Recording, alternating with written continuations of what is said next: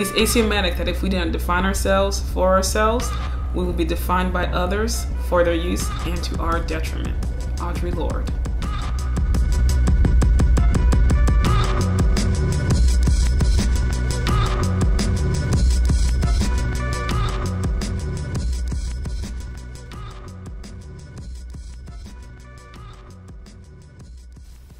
Well, when I first heard about the project and the idea of, I guess, 100 black women, and you know, why is it important that we say our stories? Because a lot of times I think our stories get overlooked, or we get overlooked in taking care of everyone else, that we don't take care of ourselves.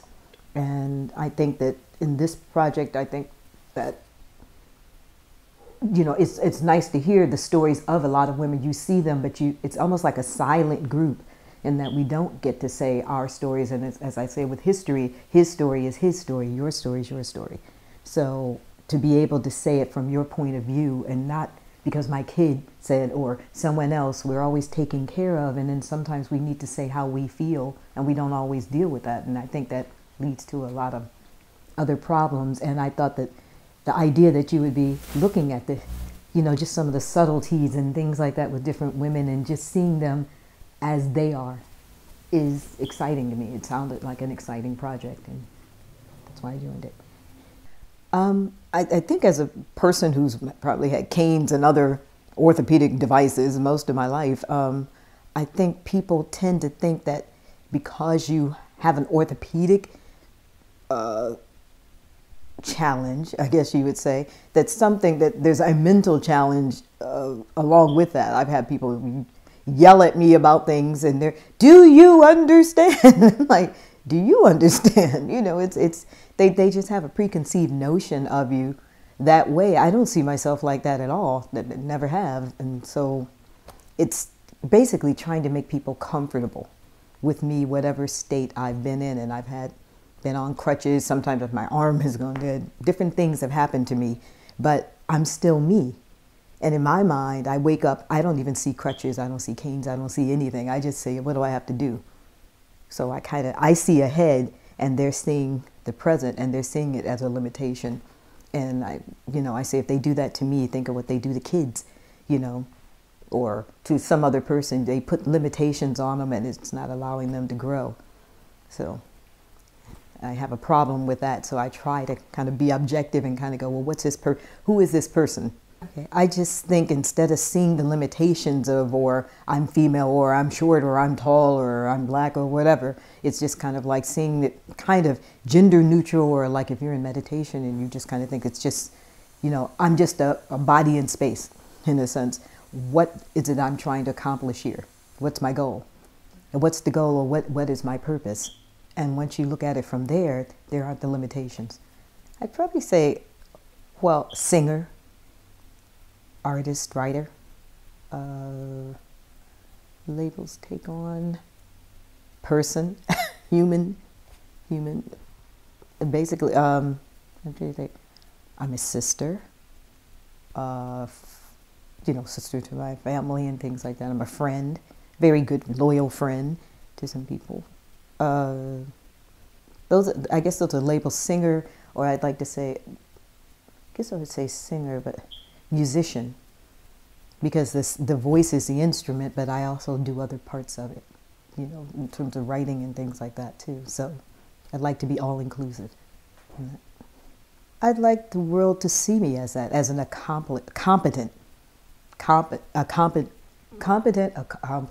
and hope that maybe I kind of made a difference in something. I put something back, I gave something back, and inspired somebody else to take that seed and do something else, transform that into something else. At the end of the day, if I had one more day, that would be the important thing. Did I accomplish something? Did I love something? Did hopefully somebody love me back? Possibly. Did I put something back into that which I've been given? And did I give something back so that someone else can transform whatever I gave them and get their own creativity out of it? And then it's pretty much, it's a done deal after that. That's how I look at it. So, I think as far as my legacy as a black woman, I feel honored that I came from some pretty dynamic black women, not necessarily anybody that was going to be in a book or anything, something like that. They just taught me strong things about, like I had an aunt who drove maybe 17 miles back and forth to work to teach in a school called the Park. And there was a segregated area, this wealthy area in Ohio. And she went to Bluefield State Teachers College, and she saw teaching like a mission, like you see the ministry. And she says, a child who can't learn has a teacher who can't teach. My mission is to teach. And that's how she lived her life. And so, I mean, you would never hear about her or whatever, but so many people learned from her. My mom was a teacher. And the same thing, they didn't make a lot of noise, they just did it.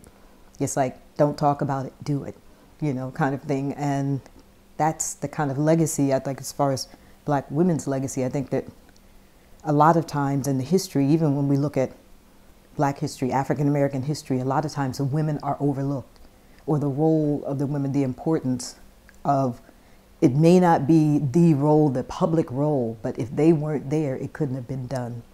If you look at Dr. King's wife, Betty Shabazz, etc., they didn't necessarily take on that mission, but they had families. They had to deal with the result of someone else's decision, and they had to deal with that from there. And people don't always examine the difficulty of being in that situation. It wasn't necessarily their choice, but they had to deal with that mission. And then you deal on another level, some of the indignities women have had to deal with. You know, you have to still do things, keep the family, do all those other things that any woman would have to do in a society that kind of doesn't see you as, doesn't value you. And you have to make your own value in that. You have to wake up and say, yes, this is my role. You know, this is what I'm going to do. Later for everything else. It takes strength to kind of you have to still yourself. And so the legacy is, how do you still yourself given everything around it, and how do you kind of draw inspiration from these things, and how do you kind of, it's up to everybody to kind of transform it into how they're going to do whatever it is they are trying to get done, or how they're going to live. And the legacy is like, hopefully some young woman's going to look at me, or young person is going to look at that and say, oh, okay, I can do this. Hi, my name is Ijamadi Ihanacha. I'm a fine art photographer and creator of the reImagining. Thank you so much for taking a moment to understand why this project is so important to us. Please help us make this historic project possible. 100% of your donation will go towards the creation of this exhibit. Visit us at idxstudios.com for more information on how you can help the reImagining.